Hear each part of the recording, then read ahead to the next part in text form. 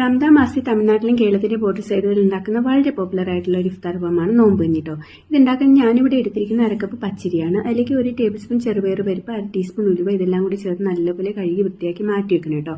ഒരു കുക്കറിലേക്ക് 2 table spoon sunflower oil ഒഴിച്ചു കൊടുത്ത് അതിലേക്ക് ഗ്രാമ്പു, പട്ട, ഏലക്ക ഇട്ട് കൊടുത്ത് അതിലേക്ക് ഒരു 5 ചെറിയ ഉള്ളി, 3 വെളുത്തുള്ളി, ഒരു ചെറിയ കഷ്ണം ഇഞ്ചി ഇതെല്ലാം കൂടി ചതച്ചിട്ട് കൊടുത്ത് 3-4 തൊണ്ടമുളക് ഇട്ട് നല്ലപോലെ വഴറ്റി കേട്ടോ.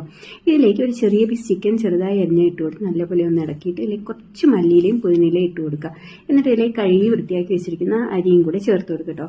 എന്നിട്ട് ഏകദേശം ഒരു 3 കപ്പ് വെള്ളം കൂടി ഞാൻ ചേർത്ത് നല്ലപോലെ ഒരു 2-3 വിസിൽ കേൾപ്പിക്കുമ്പോഴത്തേക്കും ഇത് വെന്ത് കിട്ടോ. ഈ സമയത്ത് നമുക്ക് ഒരു പിടി തേങ്ങയിൽ ഒരു 1/2 ടീസ്പൂൺ പെരിഞ്ജീരകപ്പൊടി കൂടി ചേർത്ത് നല്ലപോലെ അരച്ച് മാറ്റി വെച്ചിരിക്കണം. അപ്പോൾ വേവിച്ച് വെച്ചിരിക്കുന്ന അരി ഒന്ന് നല്ലപോലെ ഉടച്ചു കൊടുക്കുക. ഇതിലേക്ക് ലേശം മഞ്ഞൾപ്പൊടിയും ഉപ്പും ചേർത്ത് കൊടുക്കുക. പിന്നെ ഒരു 2-3 കപ്പ് വെള്ളം കൂടി ചേർത്ത് കൊടുക്കുക. ഇതിലേക്ക് ഒരു റെമ്പയിലയും കുരുമുളക് ചതച്ചും കൂടി ഇട്ട് ഒന്നും കൂടെ നല്ലപോലെ ഒരു 10